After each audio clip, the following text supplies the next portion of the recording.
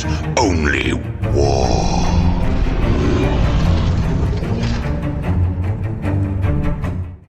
What is up, gents? 40k Dirtbags here, world top 40k player and a Recon Marine Keevil, bringing you another battle report. This is going to be a live report with Orks, Green Tide versus Reconnaissance. Tau, Chris, who's been stepping up a lot lately. He actually joined the Dirtbag Nation competitive team.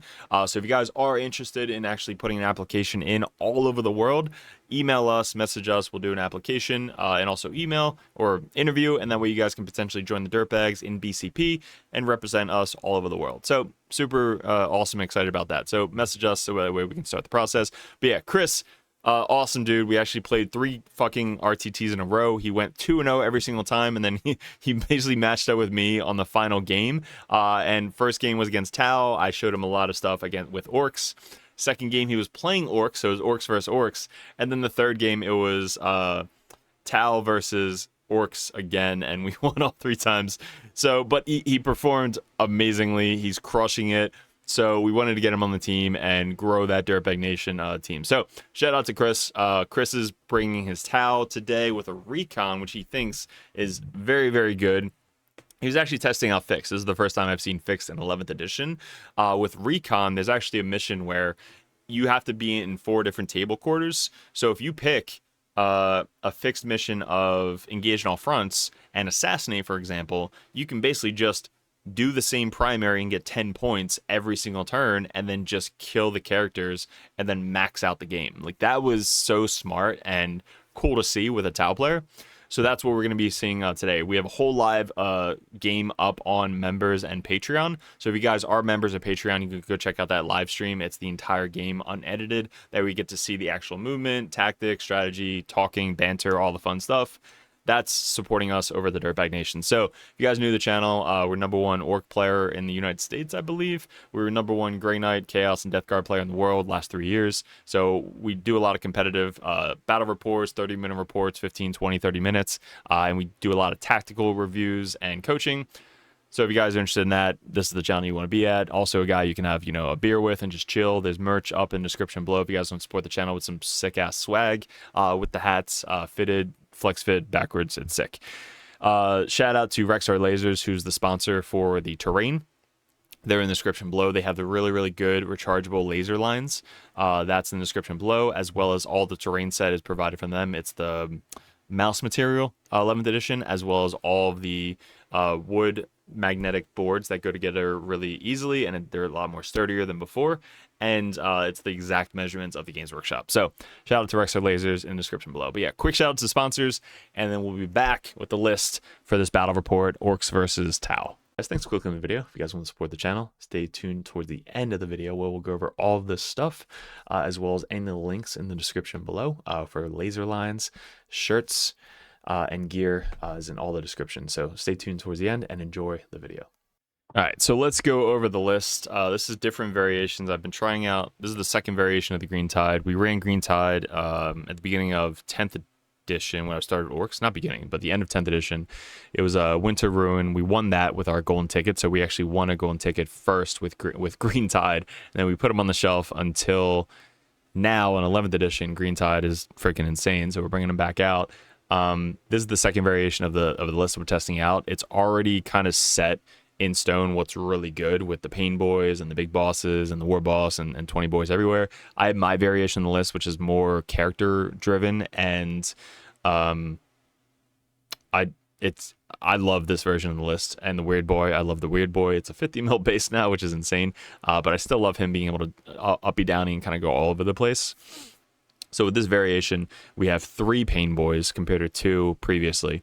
Having that extra Pain Boy in the 20-man brick, it just makes them so much more durable, as well as being able to bring free boys back once per game to extend the threat range as well. So I think we took out one of the big bosses, so it's only 1 big boss with Gaz, and then we have 3 Pain Boys with each 20-man boys brick. So 3 20-man boys, 1 with Gaz, the big boss, Pain Boy. The other one has 2 War Boss and a Pain Boy. 1 War Boss has +3 strength for an extra 10 points. The other one, we took out the enhancement for the CP. We have one 10-man Gretchen on our home field. We have another 20-man Gretchen with Zodgrod. I just don't think I can ever take Zodgrod out. There's a lot of Green Tide lists that don't have Zodgrod in it. And again, to each his own. It's just Zodgrod in this type of meta and terrain and just the speed he has is just a menace. Honestly, 2 OC on everybody, -1 to hit or -1 bullet skill if they're in cover, and then -1 to wound built in. It's such a good unit. So I have him almost every single list. I boss Snickrot as well.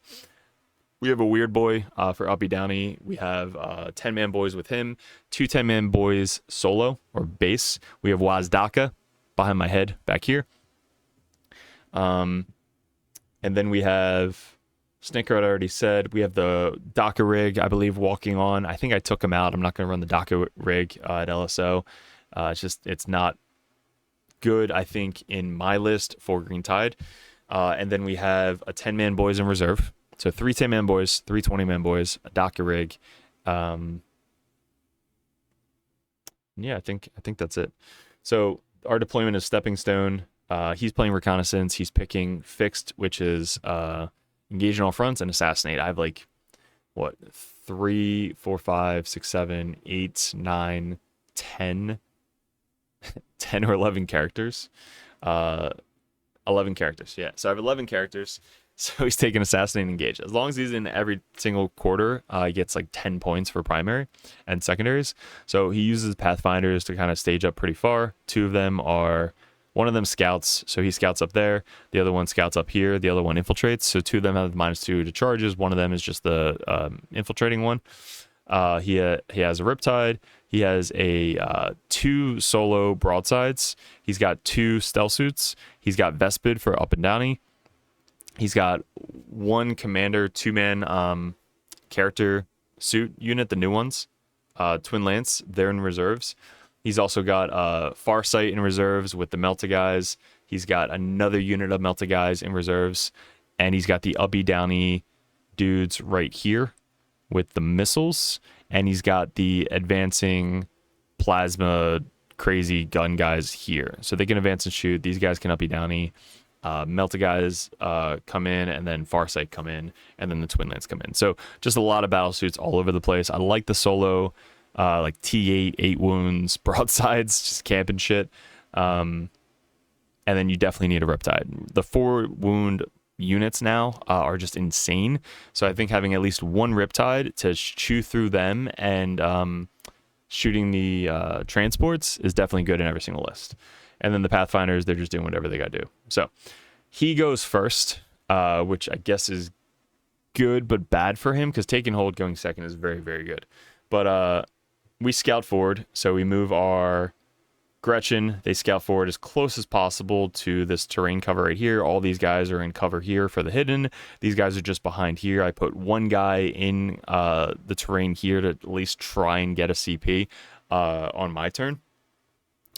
And then everything else is hidden back here. These guys are all hidden right here. I have a launching point now. So this is the same as the last game against Brian. You want, with Green Tide, you want a launching point so that way you can kind of advance up, charge something, and then basically consolidate or second pile into another unit. So these guys are essentially my launching point to try and get to these guys. Look how far away these guys are. I want to basically advance up here, charge diagonal, kill, and then pile in or consolidate and tag these guys. Because the combo with Green Tide is if you can tag a unit at the end of your consolidate phase, if that unit then falls back, you have a strat to then move 6 in any direction, and then before they shoot you with another strat, you can surge move into them before they shoot, which is what's busted about Green Tide right now. So if they change that strat, Green Tide win rates are definitely going to drop dramatically. Still going to be high, but the points are probably going to increase, and they're going to either get rid of or change that strat to the way it used to be, where after the unit's done attacking, then you can surge move into another unit. So that's the combo here. So I was warning that against Chris to say, hey, this is what's going on. And it basically takes them a minute to figure out what the hell's happening. And then once it happens, they're like, oh, okay, that makes sense. I need to try and maneuver around and have you horde move into a unit I want you to horde move into. So that's what he's got to really prepare for. So yeah, that's what I'm seeing here. Is he gets the engage on all fronts. These guys move up, get on this side of the table. Same thing with these guys. So he gets a max on secondary and primary. The assassinate can come later because he's definitely going to kill all the characters. Puts a bunch of shots into the Gretchen here. Puts a bunch of shots in the Gretchen here. So he kills the Gretchen down to like maybe 5 to down to this. So this is how much Gretchen I have left after he's done shooting, which is 2, 4, 6, 8, 9 Gretchen left. I choose to wah turn 1 because most of the time against Tau, I have to wah because when you give me a slingshot, I have to use that slingshot to best my ability to get more into your lines and have that 5-up invul and save during turn 2. So if he goes first, I'm probably going to wah turn 1 into Tau if he gives me a slingshot, which he did in this case. So we wah. Zod yeets forward, tries to tie up as much as possible. I want to keep this unit on the table, so I don't want him to go back up. So I want to try and tag this unit to stop them from leaving. He does a pro play coming up, which I'll explain. But these guys are there. They're about to get murdered by a 20-man boys unit. All the other boys run up and get sticky on objectives. I made this one sticky with Gaz's unit. Wazdak is back here. He's about to launch forward and try and shoot some of these Pathfinders. Gaz rolls like a 6 on the advance, so he's able to run up to here. Again, I'm going to charge sideways. If I get a 9, that should be easy. So if I charge sideways, pile in, and then consolidate this way onto the objective, I'm putting these guys within 2, so that way I can tag them with the rules as written. So after my charge move, these guys uppy downy to here. I tag this to try and put more OBSEC on the center and make it sticky. The weird boy being a 50 mil base is weird, but I put him in cover right there so that way he keeps hidden. These guys, I think I tag one guy here to make him hidden. And that's my movement. So then shooting, we shoot this guy into them. I don't really do any damage. I think I kill like 1 or 2 of them.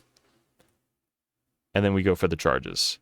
So Zodgrad moves up, charges. He then does the pro play by countering with his stealth suits and then rolls a fucking 11. So this counter actually stops Zodgrad from tagging his unit that he doesn't want me to tag. Chris has played me enough to like know what the fuck I'm doing. So he knows I'm trying to get to that unit as soon as possible. His unit is literally fucking almost in his deployment zone, and I'm about to wah turn 1 and get to him. That's how crazy Zod unit is. So that's what I use him for, is basically tagging as much as possible. Yeet forward 12 inches, move up, advance, charge, pile in, get to everything. So he tags the stealth suits, rolls the 11, gets to there. He needs like an 8 to get on the other side, which is fine. So he gets on the other side, rolls an 11, tags my dude, so now I can't pile in into his guys. Pro play. So then he puts everybody around him, stops Zod from getting to there. These guys then can either move up or shoot something next turn. Down here, I've rolled that 9 on Gaz's unit, and look how far Gaz ends up. So basically all I have to do is stop Gaz from getting within 2 inches of everybody over here. So I'm using my guys to block the movement for Gaz. And then since I blocked the movement, I now have to stay within 9 inches of the unit to make it a successful charge. And Gaz's base is so big, so that way once Gaz ends up here, he's then able to essentially consolidate 3 inches towards this objective. And then if I get touching that objective, which is the only way you can consolidate that way, I then can tag this guy who's within 2 inches of the wall to get them into combat. So we kept reading the rules, and you get to pick different consolidates. So one of the consolidates is you can pick an objective within 3 inches, and then you can move towards that objective if you can land on the objective. Well, it doesn't say that you can't get into engagement range while doing that consolidation move. So I'm picking the objective to consolidate towards, so then I'm able to move up and then luckily tag that guy in engager range during my consolidate move. So that's what I'm moving here. I'm making sure everybody's within 9. This just takes fucking forever. Once I move 3, because Gaz is going to kind of like sling a little bit this way, because I'm ending closer to this unit. So I'm slinging this way, which is then moving his base closer to this objective. We're both talking it out, agreeing, making sure that we're playing by intent. So then this is where we end up. Waz actually also does charge into there. So this is where Gaz ends up after the pylon move, which then puts him closer to this terrain feature. I'm not 3 inches from these guys, I'm 3 inches from the terrain feature. So I'm able to consolidate onto the terrain feature and tag this unit right here, which is what we needed. Because then when he falls back, I'm able to then move up 6 inches and try get another unit into combat with me during my surge move, which is going to come up in a little bit. I will explain what the fuck happened. Okay, so he's charging in, consolidating, doing all this stuff here, tagging up Zod. We instantly murder these 2 units. So we kill them, we consolidate. I left this one guy back here. Again, you want to try and plan these out. So this thing is not an objective, so you can't consolidate that. You have to either consolidate towards this objective or that objective. So I left one guy within 3 inches of this objective, so that way when I do kill this unit, I'm able to consolidate towards this objective and move everybody back onto the terrain feature to try and stay hidden, because I didn't shoot this unit. But you can see some of these guys are off the terrain feature. So once I choose to consolidate, I'm able to consolidate towards that objective and tag this terrain feature again to keep hidden. And that's what you're going to need against Tau. So always make sure you have somebody at the end of your charge phase to land where you want to land after your pylon and consolidate. Kind of what we did with Gaz down below. You want to do the same thing when you're ending your consolidate move. Where do you want to be? Do you want to be everybody in the terrain feature? You got to make sure that happens. So that's what we did back there. And then over here, same thing. We basically tag this objective here. We tag this objective here. And we put these guys into engagement range. So that was the end of my turn. Zod kills all but 2 of the stealth suits, but he does what he wants to do and keeps these guys from getting tagged. So this is me explaining like what the hell's happening. If you move back, I can move up 6 inches. He's trying to figure out where the fuck he's going to go. So these guys are basically trying to block out from me getting to his pathfinders back here. Twin Lance comes down right here, which I think he was on the table. Yeah, Twin Lance was here. So Twin Lance then runs up to here.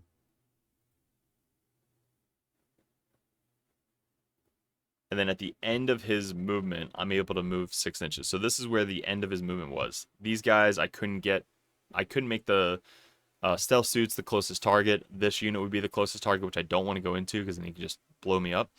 And then these guys were the only other closest target.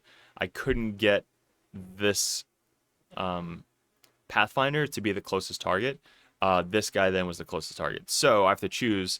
Do I want to try and make this unit the closest target, which they have a ton of shots into me, which was not good, or the Twin Lance, which also has a lot of shots into me, which isn't good. So this is good on the Tau player by putting a lot of vehicle shots in front of me, so that way I have to horde move into them instead of a juicier target that I want to horde move into. So this is kind of the way you beat the Green Tide list, is you don't give him anything to surge move into, or you put more vehicles in front of him, so that way he has to horde move into them, so that way the vehicle can still shoot. So this guy comes down here, Farsight, with his meltas down here. Battlesuit, I think, stays in combat here. These guys move up. These guys fall back. These guys went up and down over here.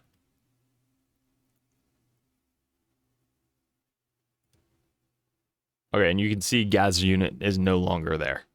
So what had happened was I move up 6 inches, right? I'm in like a really good position. I'm outside, I think 3 inches from this guy. So I need a 2+ to surge move into these two. I roll a 1. So me rolling a 1 means that Gaz's unit essentially can't surge move into a unit, right? If I would have not been greedy and just surge move into this unit and take them off the table, yes, I would have lost a bunch of boys, but at least it wouldn't have been the entire unit. I got greedy and I needed a 2+ instead of a 1+ into Twin Lance. I fail it, and then Gaz's entire unit, but himself and Makari, are alive. So this is where it ends up. So Gaz's unit with Makari is the only ones alive because he kills the entire Gaz unit, which is kind of shitty because that was my entire plan, is just use Gaz's unit to slingshot all over the table with those 2 strats. So I fucked up. I got greedy, and we learned from it. I did rapid 20-man boys unit up here with the Pain Boy and the War Boss. So I rapid it up here so that way I can try and move these guys up and then get into his home field to try and do, steal the home field. I still have the center objective pretty easily. I have my home field pretty easily. I have my home field, I have the expansion, I have this one. So I'm getting 15 points essentially for primary, and I have 40 boys that are about to run into his home field. This side of the board I'm kind of like weary on because Wazdaka has to do a lot of work over here. I have to kill these stealth suits to get rid of their buff. And he still has this uppy downy unit all the way in the backfield that I'm pretty afraid of. So it's not looking good after he kills Gaz.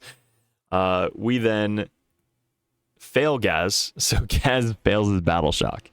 Gaz needs a 6 to pass. He rolls a 5. So I can't even bring back any boys. So this is going great. You should definitely watch the live stream because it was fucking hilarious. So he still has everything alive. He's got all these guys in the backfield alive. The Riptide is super tanky. I can't really do anything outside of the wall alive. Zodgrod somehow lived on 3 wounds. Gaz is moving up. The closest guy I can possibly touch is this way.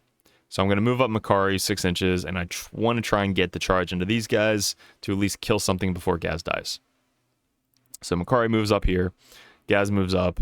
I think I need like a 3 or something to get into the suits. Wazdaka moves up. All these boys move up. I believe, somebody over here to make that charge easier. Weird Boy camps the center. The Docker rig moves up from reserves over here to shoot the stealth suits.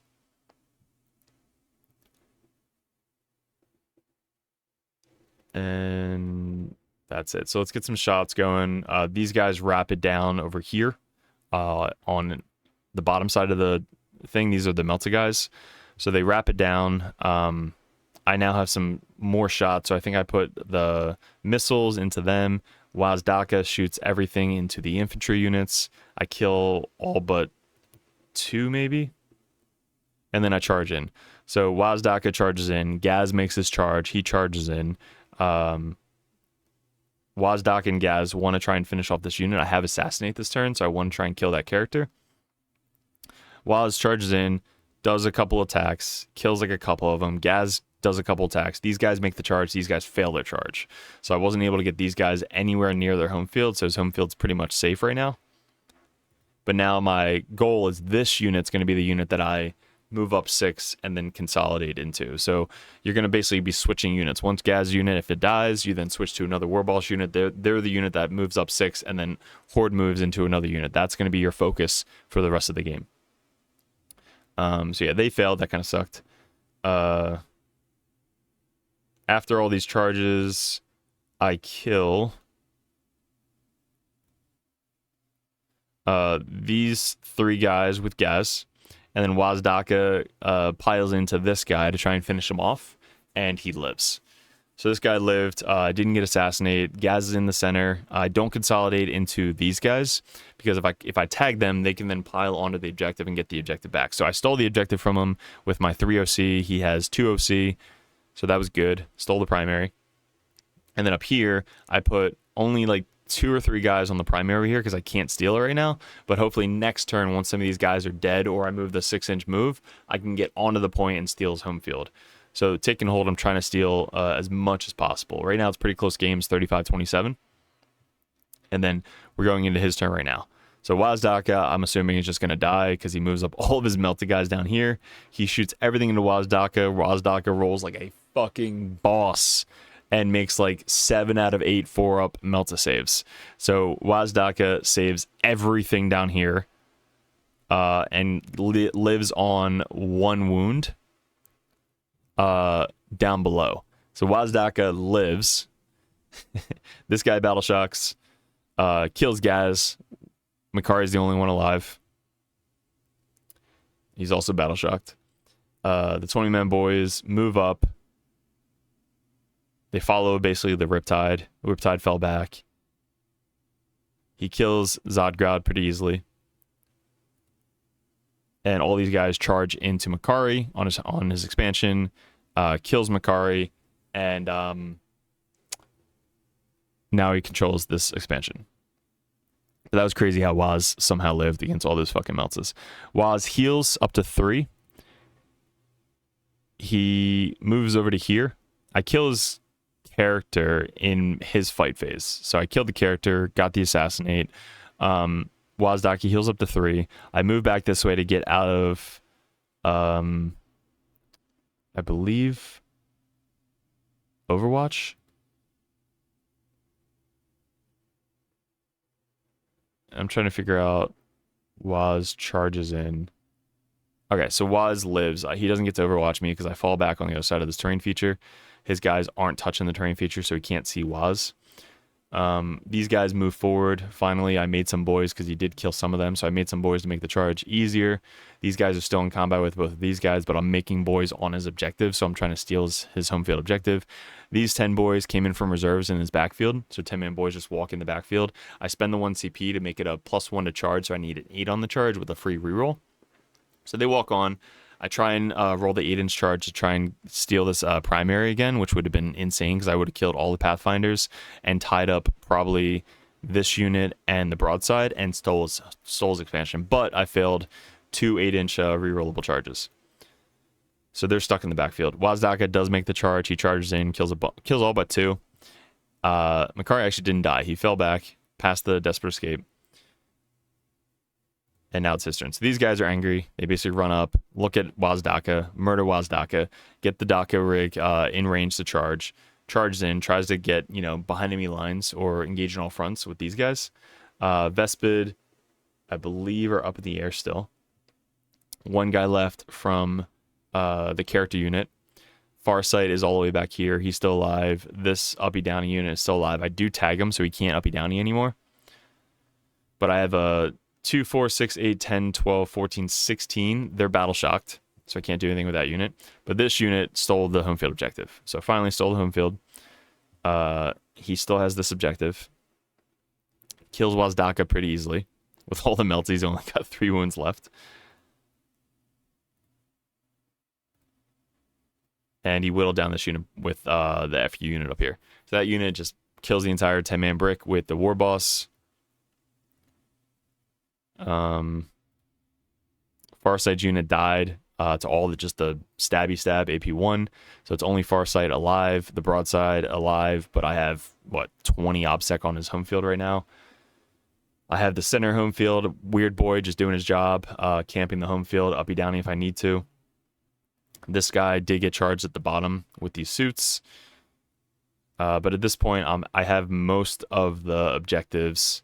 Being able to res back every single turn helps out so much. So he brings up these guys. Farsight backs up.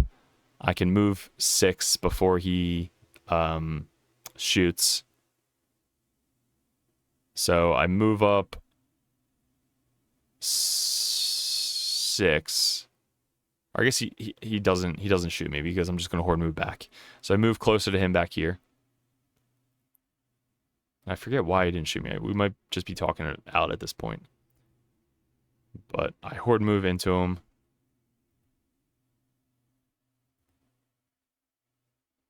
Yeah, I guess this was the thing. So I talked it out with him here because once he fell back with these guys, I could have just moved this guy and made these guys the closest. And then if he shoots me, I just move that way.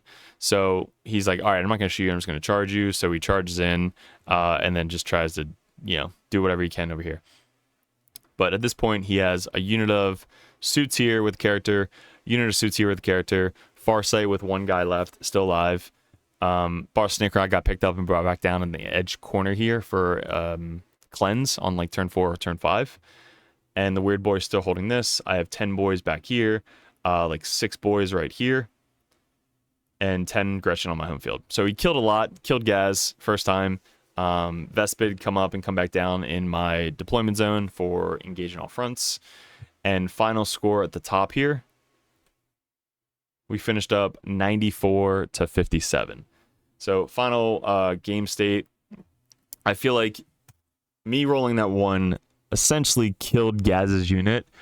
You have to ask the TO is if you have 2 units equal distance from each other for a surge move, can you choose which unit to surge move into? Let's say you agree with your opponent. All right, both of these guys are 12.1 inches away. Then can you, or 2.1 inches away. Then can you roll a dice and choose which one you'd like to surge move into because they're both equal amount of distances away for the surge move? That's a question that you have to ask the TO. Somebody let me know in the comments below what you guys think. Can you equal out 2 different units and decide after you roll which one you're going to surge move into? That's like tactical type professional questions right there. But after this game, I realized the Docker rig is probably not going to make it in my final list. I'm going to try out the commandos, having the extra 2 5-man units to screen out, do actions, get that charge off on the wild turn, and tie up more units.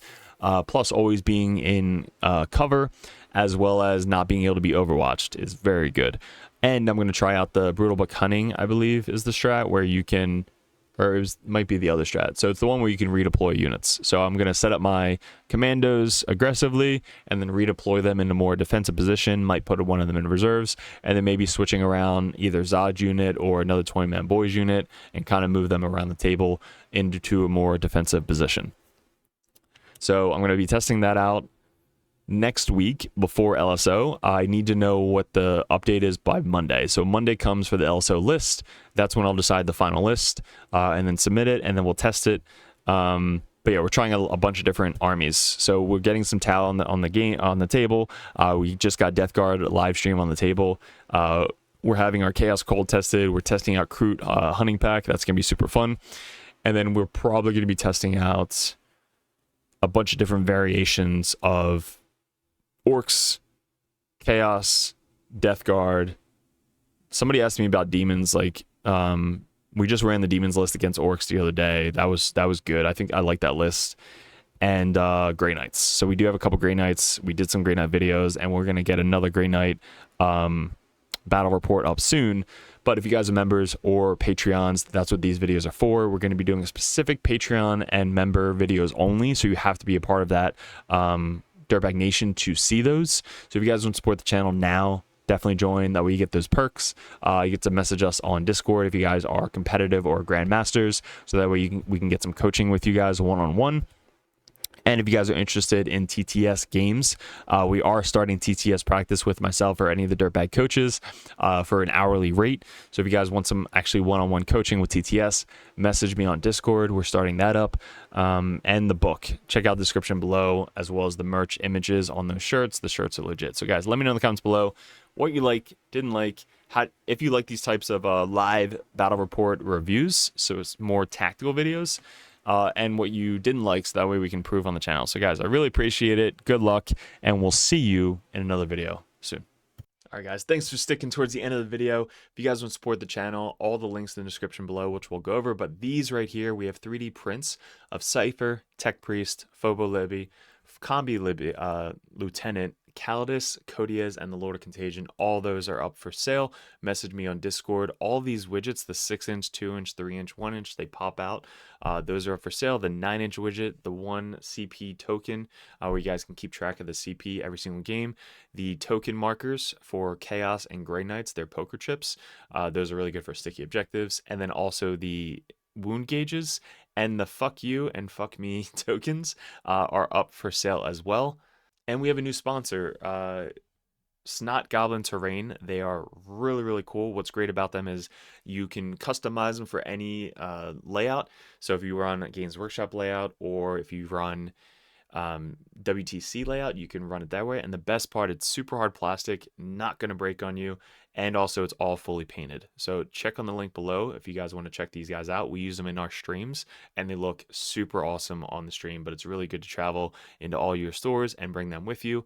So check those guys out. Then we still have 3D6 Wargaming, where if you guys want some custom templates, you guys can click on these.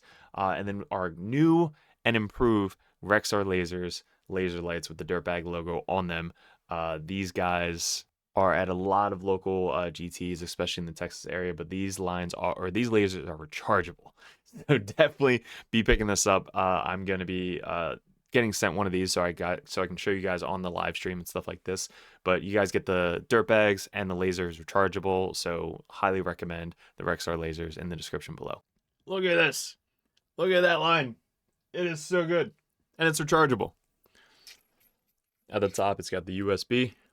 Just plug it right in. Good to go. This shit is legit. And lastly, guys, the merch store. This I love seeing at GTs. When you see it across the room, you see your own logo, which is so cool. It's the red, white, and blue. We have the hats as well. They're all flex fit with the Dirtbags logo on the back. I just love wearing backwards hats. But all of these are available in the Printify shop. It's print to order, so you can get all these shirts, different sizes, different colors. We also have the old school stuff. We have the Nurgling. We have mugs, which you can fit your entire hand in, and some of the Grey Knight logos as well. So let me know what I'm missing. You can message me on Discord, but stay tuned if you guys are interested in the Patreon. That'll come up last. So appreciate it, guys, and let's keep it going.